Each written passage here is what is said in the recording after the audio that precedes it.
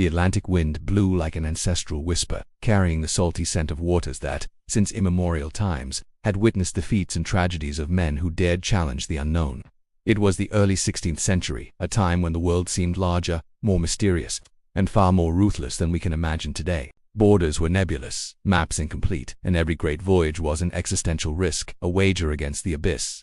In this landscape, an unassuming vessel, destined for unimaginable glory, began to emerge in human history, the Victoria, long before receiving a name that would echo across maritime memory. She was simply a ship bound to the fate of anyone who chose the sea as homeland. She belonged to the Crown of Castile, part of the fleet organized under the command of a navigator whose boldness bordered on madness. Ferdinand Magellan, the Portuguese sailor who, after clashes with his own king, found purpose under another banner in his hands. The Victoria and 4 other ships would form the armada that dared the impossible to find a western route to the coveted spices. At the time, the quest for spices was more than commerce. It was a fierce geopolitical battlefield, capable of enriching empires or destroying them. Spices were worth their weight in gold, perfuming royal courts, symbolizing power and refinement. Controlling them meant controlling routes and dictating who prospered and who bowed. Portugal dominated the Eastern Passage. Castile desperately needed an alternative, and Magellan, with his audacious calculations and unwavering belief in a passage through the still unknown southern coasts of the Americas, appeared to be the key to unlocking that future. The Victoria, though not the largest or most impressive of the 5 ships, had qualities of her own. She was solid, compact, resilient, not built to dazzle, but to endure. Many aboard her during that summer of 1519 had no idea that among all vessels in the fleet, it would be the most humble one that returned years later, carrying not only spices, but a feat that would forever change humanity's understanding of the planet. The first circumnavigation of the Earth. But that future was distant. What existed then was expectation, courage, and fear. The port of Seville buzzed with murmurs about the expedition's fate. Men of all origins mingled. Seasoned sailors, idealists, renegades, adventurers fleeing debts, young men in search of fortune, some who couldn't even swim. In each gaze there was a fragment of hope or despair. A spark that revealed awareness of what lay ahead, a journey from which many would never return. The golden morning light reflected off the Victoria's hull, creating the illusion that she glowed as if sensing the destiny ahead. On deck, the sounds of ropes, masts being adjusted, men loading barrels and crates, everything blended into a chaotic yet harmonious symphony. The ship seemed to breathe. Every nail, every plank, every sail was an invitation to the unknown. Above, the banner of Castile fluttered, reminding all that no matter how far they sailed, they would never be fully free of the crown's shadow. As preparations intensified, Magellan moved between the ships with the rigid posture of a man who knew that if he failed, he would be remembered as a fool and traitor. His eyes carried the conviction of someone who not only believed in the existence of a passage, but was willing to stake his life on discovering it. He knew the waters, understood the winds, foresaw dangers, yet nothing could truly prepare him for what was coming. The city watched the departure with curiosity. Some saw the fleet as a promise of wealth, others a waste of resources. There were those who believed the expedition would never return, swallowed by the monsters and storms that legends still insisted inhabited the oceans, and indeed the sea was far less understood than today. Many still believed in sea creatures capable of sinking ships, in endless waters, in bottomless abysses.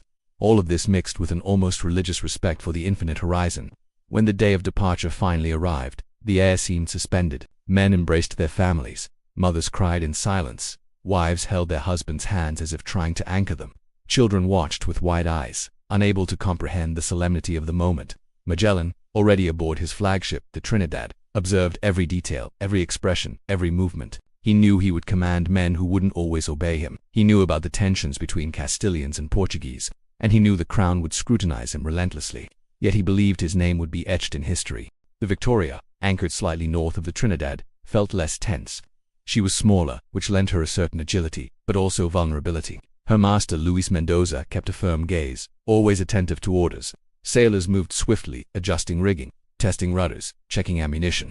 There was no room for mistakes at sea. The slightest error could cost lives. The slow departure down the Guadalquivir River towards San Lucar de Barrameda felt ceremonial. The fleet advanced as if crossing an invisible threshold, leaving behind familiar life and entering a world where only courage and skill could assure survival. That Victoria responded well to the wind, her solid structure withstanding the river's movement, and the men began to grow accustomed to the deck that would become their home.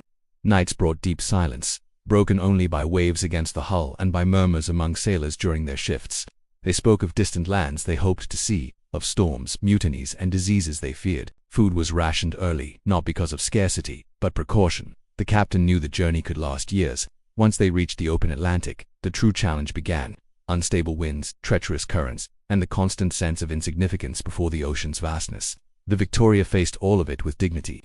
Her composure impressed the crew. They began to trust her as if she were alive. And in a way, she was. Two seafaring men, ships had always been companions, almost creatures with their own personalities. The Victoria's spirit was resilient, quiet, obstinate. Days turned into weeks. The sun scorched them by day, and cold pierced their bones by night. The routine was harsh but necessary: cleaning deck, patching sails, maintaining weapons, checking provisions. Small incidents occurred: injuries, falls, arguments, tensions grew. Many distrusted Magellan. The presence of Portuguese commanders over Castilian sailors worsened the atmosphere. The Victoria, like the other ships, became a stage for human emotions: friendship, suspicion, ambition, fear. Then, one calm morning, the first signs of land appeared. The Canary Islands, a chance to resupply, adjust routes, gather information. Rumors circulated about Portugal's possible attempts to sabotage the expedition. After days ashore, the fleet continued south, facing stronger winds and unexpected storms. The Victoria shuddered under each blow, her masts groaning, her sails trembling near the point of tearing. Men were thrown across the deck, the smell of wet rope and soaked wood filling the air. Yet she persisted. With every storm survived, respect for the ship grew. Some touched her hull as if in gratitude. Others whispered prayers at night, under skies bursting with stars. They remembered the greater reason for the journey: the pursuit of the unknown, the desire to expand horizons, to prove the world was larger and stranger than imagined. And then, after weeks at sea, the faint silhouette of the New World appeared. America, the colossal barrier between them and the path westward. Little did they know the ordeal that awaited them along its endless southern shores. The silhouette of the American coast slowly grew on the horizon like a sleeping giant etched against the sky. For many of the men aboard, that distant outline awakened conflicting emotions: relief at finally seeing land after so long at sea, but also unease, for they knew that this immense body of land was not their destination. It was an enormous obstacle they needed to bypass. And to make matters worse, no one knew where the passage that Magellan sought so desperately was located. The air grew heavier as they approached the shore. The waters became more agitated, with unpredictable currents pulling at the ships. The Victoria, with her sturdy hull, responded firmly. Though every groan of wood reminded the men of human fragility before the forces of nature, the vessels advanced slowly, as if afraid to awaken the invisible wrath of the continent that guarded its secrets for millennia. When they finally anchored at a safe point, the sailors breathed deeply, taking in the humid scent of vegetation, a smell that carried memories of distant homelands. The dense forests stretched endlessly, forming a vast green tapestry that seemed to pulse with life. The sounds of the wildlife filled the air in an unfamiliar chorus, reminding everyone that they were far from Europe, immersed in a world that had no name for them. Magellan knew he needed to establish trust with the local populations. Premature conflict could ruin the expedition. Diplomacy was essential, and contrary to what many imagined, the indigenous peoples of those lands were not ignorant of Europeans. Stories had already spread of men arriving in floating houses, bringing strange objects, some dangerous, others astonishing. The arrival of the ships aroused both curiosity and caution. The first encounters were tense but peaceful. Gifts were exchanged: colorful beads, metal objects, small tools. The locals offered fruits, roots, and fish, signaling goodwill. The crew of the Victoria observed everything carefully. For many, it was their first time seeing such different and vibrant cultures, deeply connected to their land. There was admiration but also fear. The unknown always carried both. Their stay on the coast was brief. Magellan was impatient. He needed to press southward, toward the dangerous latitudes of Patagonia, where he believed the passage lay hidden. The Victoria left the improvised harbor at sunset, the sky ablaze with orange and red. The sailors, refreshed by fresh food and rest, resumed their work with renewed energy, though no one knew how long it would last. As they descended along the South American coast, the climate shifted dramatically. The humid northern heat gave way to colder, cutting winds. Waves grew more violent, slamming into the ships like war drums. The Victoria endured each blow with silent resolve, but the men felt the psychological burden. The cold sank into their bones, and the nights became longer and darker. Villages appeared sporadically, inhabited by peoples with customs as varied as the landscapes. Some lived by fishing, others by hunting large animals adapted to the severe climate. Encounters with these groups varied. In some places, they were warmly welcomed. In others, watched from a distance. Suspicion thickened the air. Every interaction revealed how unusual and disruptive the European presence was. The crew noted differences in the people they encountered. The inhabitants of the far south were taller, stronger, wearing thick furs to withstand the cold. The sailors were awestruck. Some exaggerated tales, describing these natives as giants, stories that only fueled superstition aboard the Victoria. The winds grew more violent the farther south they traveled. The Victoria groaned under the pressure of the gales, and the crew tied everything down to prevent losses. Ice formed on ropes and sails, making every maneuver a test of strength. Fingers bled, faces were whipped raw by freezing winds, yet they pressed on. Then, almost as an apparition, a maze of fjords, channels, and jagged mountains appeared ahead. A landscape so immense that it silenced every man on deck. Somewhere within that wild immensity, the legendary passage linking the Atlantic to the Sea of the South was believed to exist, an ocean few Europeans had ever seen. Weeks of tension followed. Magellan ordered the exploration of every inlet, every narrow turn. The Victoria and the other ships advanced slowly, with extreme caution. The currents were treacherous. Whirlpools appeared suddenly. Dense fog concealed deadly rocks. Sailors trembled as much from fear as from cold. It was during this slow search that internal conflict erupted. Many Castilian officers distrusted Magellan, accusing him of favoring his Portuguese countrymen. Conspiracies whispered through decks. The morale aboard the Victoria, once tense, became explosive. Some sailors argued that they should turn back, convinced there was no passage. The labyrinthian channels seemed to awaken the darkest instincts in men. On a freezing dawn, under silvery moonlight shimmering on icy waters, rebellion finally exploded. Castilian officers from certain ships attempted to seize control. The Victoria found herself in the center of this turmoil. Some aboard supported the mutineers, others remained loyal. Whispered threats escalated into open confrontation. But Magellan was not a man to yield. Through a ruthless combination of strategy, speed, and authority, he crushed the uprising. Leaders were imprisoned or executed. Discipline was restored, but at the cost of deep scars within the fleet. The Victoria, silent witness to the struggle, resumed her course with the echoes of that dark night embedded in her hull. Then, just as despair threatened to break their resolve, the impossible happened. The voyages spotted something extraordinary. Far ahead, the waters seemed calmer, as if the labyrinth finally opened to a broader horizon. Carefully, the fleet advanced and slowly realized they were nearing the exit.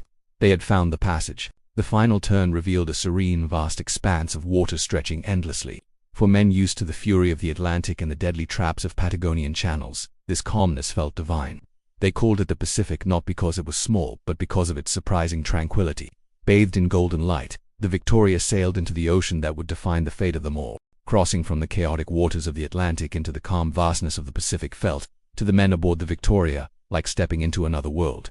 The contrast was so stark that some sailors whispered prayers, others clutched small amulets, and a few simply stared in silence. After months battling furious winds, whirlpools, and icy labyrinths in the strait that would later bear Magellan's name, the gentle sway of the Pacific seemed almost a hallucination. But the tranquility was deceiving.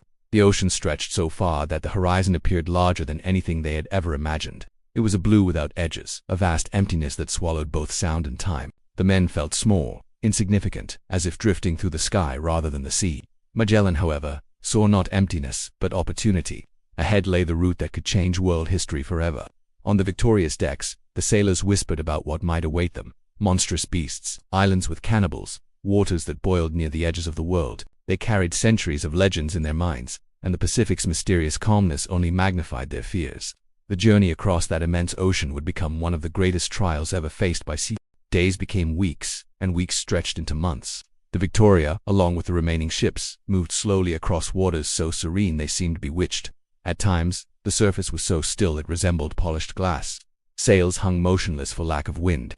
The sun, relentless and merciless, scorched their skin, causing blisters that cracked and bled. Fresh water became scarce. Food supplies dwindled. Soon, desperation began to permeate the ships. With each sunrise, the men hoped for a sign of land, a shadow on the horizon, a bird in flight, floating vegetation. But nothing appeared. Only the enormous blue desert surrounding them. Hunger grew until it turned into an animal gnawing inside their guts.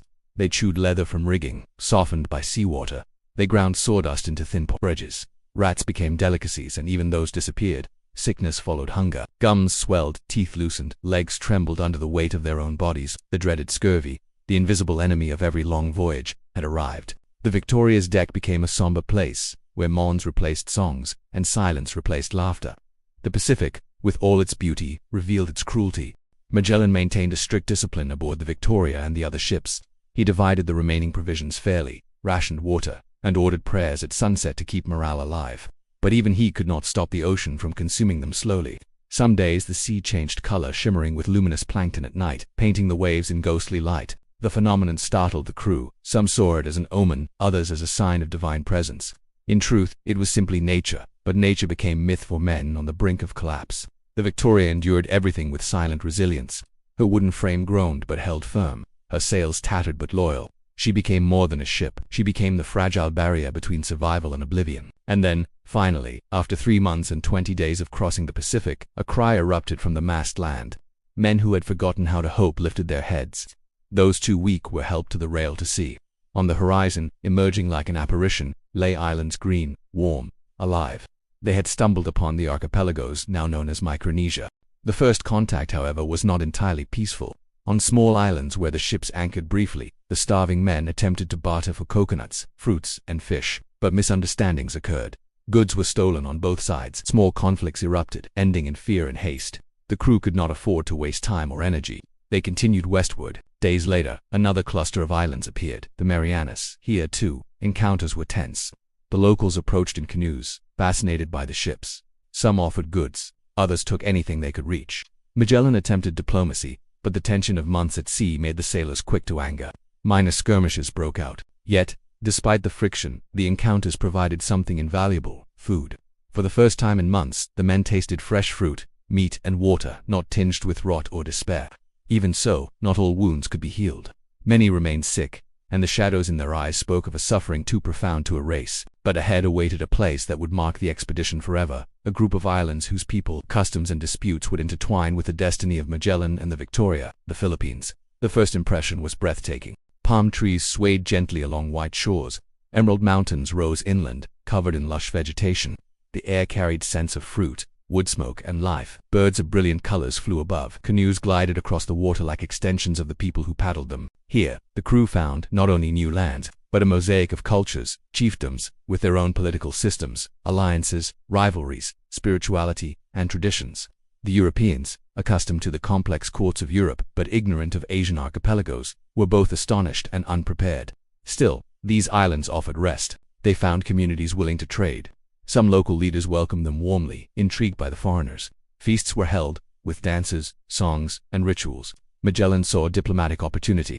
For him, these islands were not merely a stop, they were potential allies, converts, and strategical points in the great chessboard of Asia. The crew recuperated, wounds healed, spirits rose, and the Victoria, anchored in calm waters, swayed gently under the sun, as if exhaling relief, but beneath the harmony lay tension.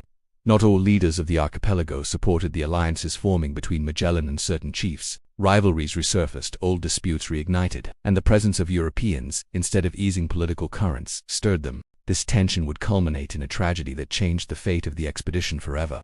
A conflict on the island of Mactan, a confrontation born from alliances and pride, would claim the life of the very man who had envisioned the journey. The death of Magellan sent shockwaves through the fleet. The Victoria, anchored nearby, seemed to absorb the sorrow that fell over the men like a shroud. The man who had dreamed the passage, who had led them across oceans, who had survived storms and rebellions, had been brought down not by nature or mutiny, but by the clash of spears on a distant shore. Command now passed into uncertain hands. Fear, confusion, and grief rippled across the surviving ships.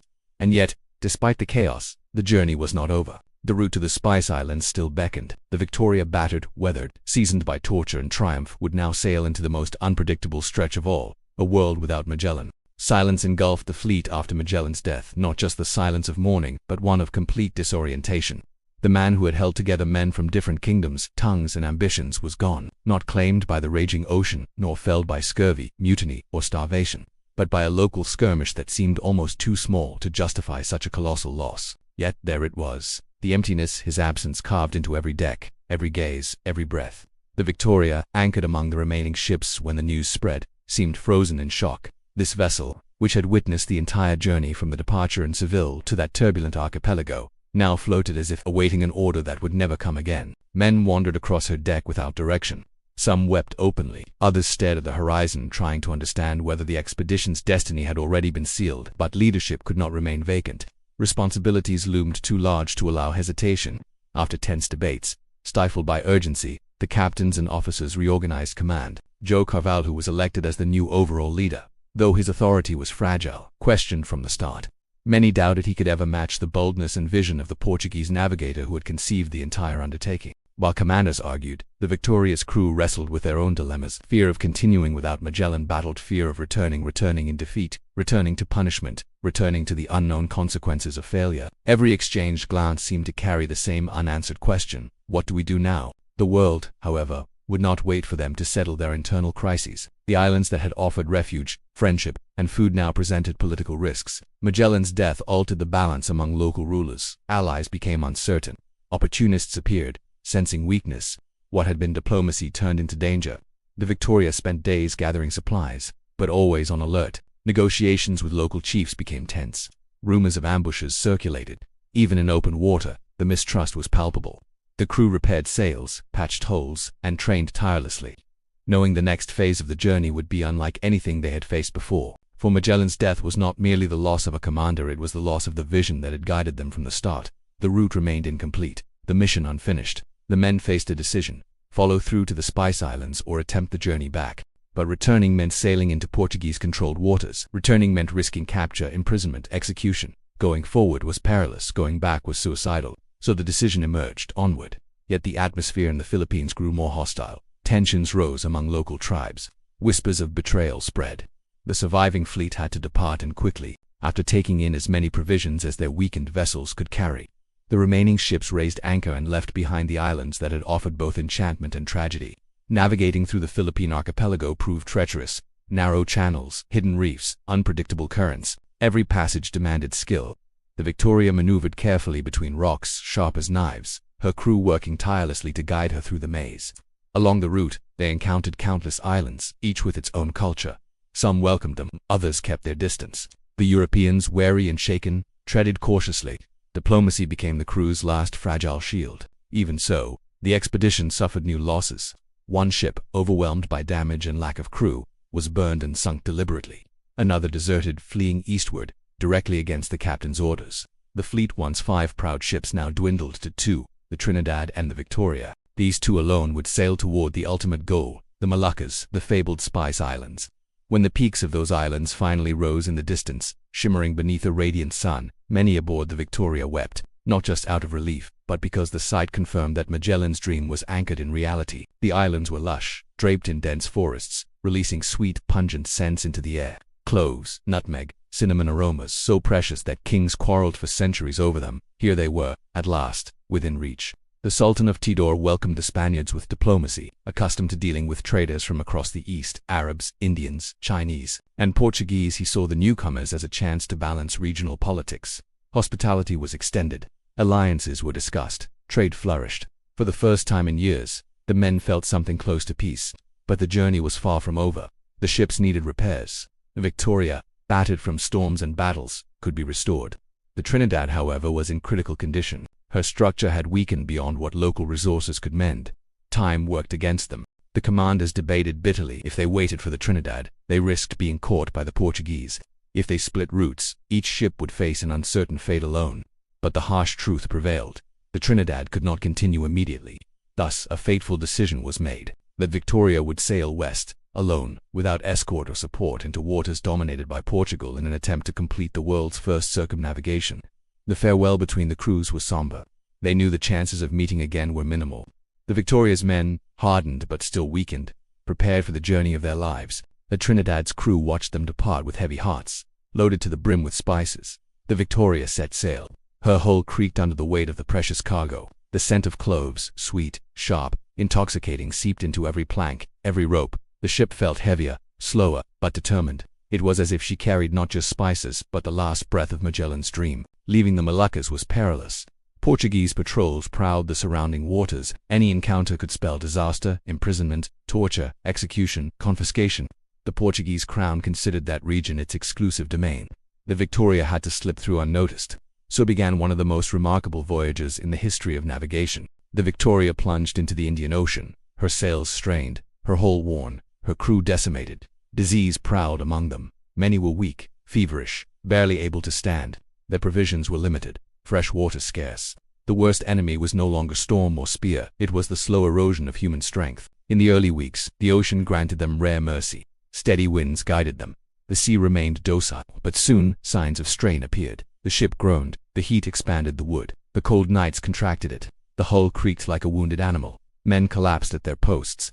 Scurvy returned with vengeance, swollen gums, bleeding wounds, hallucinations. Some sailors stared blankly at the horizon, whispering to ghosts. Others lay curled on the deck, trembling, muttering prayers. The Victoria pushed forward, unrelenting. Storms struck without warning, violent, tropical tempests with winds that howled like living creatures. Lightning clawed the sky. The ship rolled wildly. Waves crashed over the deck, sweeping away barrels, tools, nearly men. The crew tied themselves to masts with ropes to keep from being thrown overboard. But the Victoria survived. She always survived. Weeks later, land appeared arid, barren, menacing. Portuguese territory. They could not approach openly, not if they wished to live. Yet the men were dying. Water stores were nearly empty. Elcano faced a wrenching decision: risk everything by attempting to gather supplies covertly. Night fell like a cloak. The Victoria drifted silently toward shore, sails lowered. Small boats were deployed in darkness. Men rowed weakly, fear and desperation guiding their trembling hands. On land they found water clean, sweet, vital. They gathered what they could, but they were not alone. Lights flickered in the distance, the glow of Portuguese patrols. A frantic extraction followed. One boat lagged behind in the shifting currents. Voices shouted. The Victoria tried to maneuver closer. Ropes were cast. A man threw himself into the sea to tie the boat's bow in. Patrol lights approached rapidly. With a final heave, the crew hoisted the boat aboard. The Victoria fled into the night, unseen. Survival had become an art. With new water but dwindling food, the ship drifted onward through the Indian Ocean. Men died quietly, some during their shifts, some in sleep. The survivors buried them at sea, whispering names into the wind. Then, unexpectedly, Arab merchants appeared, slender ships slicing through the water. The encounter could have been dangerous, but instead it became salvation. The merchants, curious and cautious, traded food, water, and priceless information, routes to avoid the Portuguese, safer winds, distant ports. Armed with this knowledge, the Victoria pressed forward, inching closer to the final barrier, the Cape of Good Hope. The notorious cape rose ahead like a titan. Wind screamed. The ocean churned. It was a graveyard of ships. To return home, the Victoria needed to defeat the greatest tempest of all. And as the wind began to howl and the sky turned iron gray, Elcano felt the truth. Every mile sailed until now had been a prelude to this final confrontation. Night covered the ocean as the Victoria crept toward that forbidden coastline. The moon, half veiled by drifting clouds, cast a silvery sheen across the restless water, revealing shapes for an instant and swallowing others immediately after. The silence was so profound that the faint sound of the hull slicing through the small waves felt amplified, as if the sea itself were urging them to remain unseen. Juan Sebastian Elcano, now in command, stood at the helm, breathing in the cold, salt air. His eyes were fixed on the dark line of land, calculating distances, currents, and risks with the precision of a man who knew that a single wrong decision could doom them all. He was not Magellan. He lacked the mythical aura, the grandiosity, the visionary fever, but he had something equally crucial: a sharp, instinctive understanding of the sea and of men. And at that moment, what he needed was not glory, it was survival. The crew was broken, exhausted, starving, dehydrated. Some could barely stand. The smell aboard the Victoria was a suffocating mixture of sickness, sweat, damp wood, and cloves, the precious cargo whose sweetness had become almost mocking. Empty barrels echoed hollowly with every tilt of the ship, amplifying the sensation of doom. Scurvy gnawed at bodies. Many men could no longer speak. Others were delirious. Every breath felt like a decision between life and death. Elcano understood. If they did not get fresh water soon, they would not live to see another sunrise. The clandestine operation began with hushed urgency. Small groups were assembled, whatever men still had enough strength to row and carry containers. The boats were lowered carefully, each rope squeaking softly as though afraid to betray them. The men descended silently, avoiding even the sound of a misplaced step. The Victoria, stripped of sails and drifting with the tide, remained as a shadow on the water. The rowers moved cautiously toward shore. Their arms trembled. Every splash of the oars felt too loud. The land loomed closer, a harsh, rocky beach outlined faintly by moonlight. No fires, no voices, no sign of patrols. They hauled the boats onto the sand. The men spread out, crawling toward the vegetation. Time was merciless. Every second that passed increased the chance of discovery. They found small streams trickling from the jungle, their waters sweet and clear. Some men collapsed on their knees, scooping water into their mouths with frantic desperation. Others filled barrels and skins, hands shaking uncontrollably. The night smelled of wet earth and salt. The breeze carried faint whispers of leaves. Everything else was silence. Then came the first sign of danger, a distant glow. Like lanterns, moving patrols. The men froze. Those who had been drinking dropped to the ground, eyes wide. A few exchanged terrified looks. They knew the price of being caught in Portuguese territory: execution, torture, confiscation of the ship, the end of the expedition. They rushed back to the boats, dragging the barrels through sand that felt suddenly too heavy, too loud, too revealing. When the first boat pushed off, the tide had already shifted. The current resisted, pulling the fragile vessel sideways. Elcano, aboard the Victoria, saw the situation deteriorate. He ordered the sails raised quietly, quickly. The canvas snapped into place, trembling with the faintest gust of wind. The Victoria began to drift away from the shore, pushed more by fate than by navigation. But the second boat lagged behind. Its rowers were weak, struggling against the tide. Panic flared. Men shouted, not out of disobedience but desperation. They waved arms, crying out to the Victoria. The glowing lights grew closer. Portuguese voices echoed faintly above the sound of crashing waves. The tension snapped like a fraying rope. A sailor from the Victoria leapt into the black water. Stroke after stroke, he swam toward the boat, fighting both exhaustion and fear. When he finally reached it, he tied a rope to its bow. The men aboard the Victoria hauled with the last remnants of their strength. Muscles burning, hands bleeding. The boat scraped violently against the hull as it was hoisted upward, spilling water and bodies onto the deck. And then silence. The Victoria slid into deeper waters. The patrol's lights scanned the shoreline, moving frantically, but they saw nothing.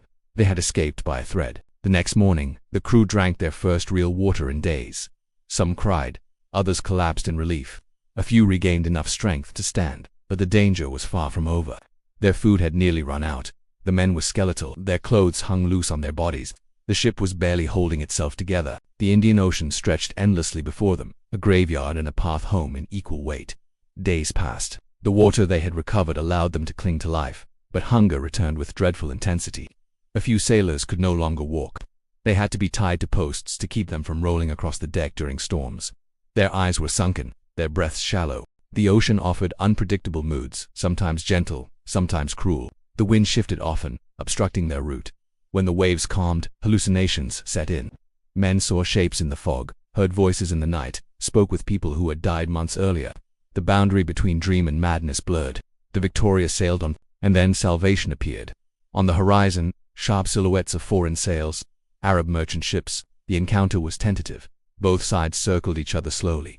The Arabs were experienced sailors, accustomed to the vast network of trade that connected Africa, India, Arabia, and the East Indies.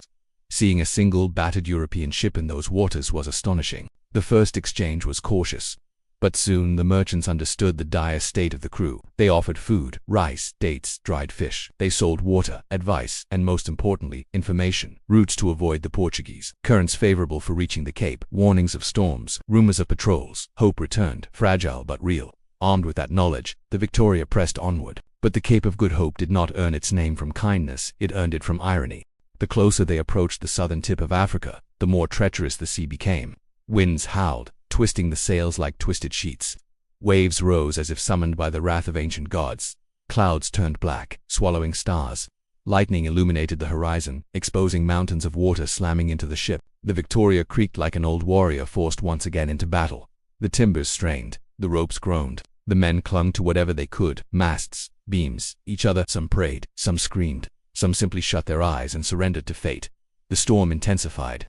Rain hammered the deck with punishing force. Waves crashed over the bow, sweeping across the ship like avalanches of liquid stone. Several men were ripped from their positions, nearly lost overboard. The ship tilted at impossible angles just as they thought she would capsize. The Victoria righted herself, stubbornly defying the storm. Hours blurred into a timeless punishment. The ocean seemed determined to destroy them, but the Victoria, and the handful of dying men aboard her, held on. Finally, as if exhausted by its own fury, the storm began to weaken. The winds softened, the waves calmed. Patches of sky reappeared through the ragged clouds. The crew lay scattered across the deck, trembling, soaked, half-conscious, but alive. They had conquered the Cape of Good Hope. The worst was behind them, or so they prayed. The Victoria limped northward, her hull wounded, sails torn, masts shaking. But every mile now felt like a step toward resurrection. Men who could barely speak whispered to one another about home, about families, cities, confession, rest. Birds began to appear, then floating seaweed, then a faint smell of continental vegetation. Signs of land, signs of Europe. Elkanah watched the horizon with a mixture of suspicion and hope. They still had to avoid Portuguese territories. They still had to preserve whatever remained of their lives. They still had to reach Spain. The journey had almost killed them. But now for the first time they could almost imagine the possibility of triumph. And the Victoria, stubborn, noble, battered but undefeated, continued cutting through the Atlantic toward the final chapter of the impossible. The wind howled around the Victoria like a wild creature awakening slowly, announcing the beginning of an inevitable confrontation. On the horizon, dense clouds stacked upon one another in heavy, brooding layers, and the sea turned a steel-gray tone, signaling the fury about to be unleashed. The Cape of Good Hope, feared for generations, rose invisibly somewhere beyond the haze, a colossal gatekeeper testing every vessel bold enough to enter its domain of chaos. Juan Sebastian Elcano stood firmly on deck, breathing the sharp, salty air. His eyes followed every shift of the sea, every subtle change in the wind, every unsettling groan of the wooden hull. He had learned, through pain and time, to recognize signs that others missed, and everything in him screamed that the trial before them would be brutal. The Cape had not earned its reputation through exaggeration. It was known as a graveyard of ships, where contradictory currents met in violent clashes, and winds shifted in an instant, creating mountains of water capable of swallowing entire fleets. And the Victoria, overloaded with spices, structurally exhausted, with a starving, sick, skeletal crew, was about to face this monstrous force alone. The first gusts struck their sails with savage force. The Victoria lurched violently to starboard. Men clung to ropes and rails, their eyes wide with fear and adrenaline. A curtain of icy seawater crashed over the deck, drenching everyone instantly. It had begun. The sea transformed into a living creature of rage. Waves rose without pattern, crashing from every direction. The Victoria was tossed side to side like a toy in the hands of an angry god. Sails snapped like whips, threatening to tear free. The mainmast groaned like an animal in pain. Every plank shuddered as if begging for mercy. Lightning carved thin, jagged lines across the sky, illuminating the ocean in harsh flashes. In those brief bursts of light, the men glimpsed the nightmare around them. Towering black waves charging toward them, clouds rolling like beasts, white foam swirling in chaotic spirals. The crew fought wordlessly, their communication reduced to instinct. They had long passed the point where fear immobilized. Now they moved because not moving meant death. Their bodies reacted even when their minds faltered. Each command from Elkanah was swallowed by the storm, but the men obeyed anyway, driven not by discipline alone but by sheer survival. At times, the Victoria climbed the crest of a monstrous wave only to plummet down its far side like a free-falling stone, slamming into the trough with bone-shattering force. Water flooded the deck, barrels and tools slid dangerously. More than once, a sailor was nearly swept overboard, saved only by a frantic frozen hand grabbing his arm at the last possible moment. The ship tilted so far on her side that it felt as though she would never right herself again, but somehow, impossibly, she always did. Hours passed, or days. No one could tell. The sky offered no clue. Time dissolved. There was only storm and struggle and the Victoria refusing to die. Then came the moment that would be seared into every memory on board. A wave larger than any they had ever seen, a towering wall of water, black and immense, rose before the Victoria like a giant preparing to crush her. For an instant the wind seemed to stop. All sound vanished. Men stared upward, their faces pale, their mouths open in silent horror. Elkanah locked his hands around the helm. The wave fell. The impact was apocalyptic. The ocean engulfed the Victoria completely. The ship shuddered under the blow. Water exploded across the deck, sweeping men off their feet, snapping ropes, ripping parts of the rigging apart. The mast screamed. The sails tore. The hull groaned as if it would burst. For endless seconds, the ship leaned on her side, nearly horizontal, on the brink of capsizing. Then, with a slow, aching movement that felt like defying death itself, the Victoria rose. She righted, she endured. And the storm, though still furious, began to lose its voice. Hours later, or perhaps a full day, the winds lessened. The waves calmed. The clouds thinned. The sky returned in hesitant patches. The crew, exhausted beyond words, lay scattered across the deck, breathing like men who had escaped the jaws of a beast. They had survived the Cape. The Victoria, though scarred and battered, still floated. Her sails hung torn. Her ropes were frayed. But she lived, and for the men, that meant they lived. Now began the slow ascent northward through the Atlantic. They tended to the ship with what little strength they had left. Repaired torn sails with shaking hands. Reinforced wounded beams with makeshift solutions. Cleaned the deck of the wreckage left by the storm. Every action was painful, but necessary. Food was almost gone. Scurvy stalked them again. The men's gums bled at the slightest touch. Legs refused to obey. Eyes grew hollow. Some could not rise from the deck. And yet, inch by inch, the Victoria continued. Birds appeared one morning, a sign that land was not impossibly far. Then small patches of seaweed drifted by, then a scent, faint but unmistakable humidity mixed with soil, the smell of land. Hope, fragile as a spark, flickered among the crew. One night a lookout spotted a distant ship. Fear seized them. Were they Portuguese pirates or harmless merchants? The Victoria tensed like a wounded animal. Men, though barely able to stand, armed themselves. The night stretched endlessly, the two ships drifting closer. At dawn, light finally revealed that the vessel was a harmless merchant ship, uninterested in confrontation. The Victoria exhaled. Days later, the faint shape of a coastline emerged. The European coastline. Tears streamed down faces hollowed by suffering. Some men laughed, a delirious broken laughter of relief. Others fell to their knees. A few simply stared, unable to process the reality. The Victoria, patched and worn, but unyielding, sailed toward home, the place they had left nearly 3 years earlier. She moved slowly, solemnly, across waters that once felt familiar but now carried the weight of an entire odyssey. Ahead lay the Strait of Gibraltar, the threshold to the final stretch, the passage between death and redemption. Elcano watched the horizon, feeling the magnitude of the moment. They had survived the world, and as the wind carried them forward, he sensed one truth: the greatest danger was behind them, but the greatest meaning, the true impact of what they had done, still awaited discovery.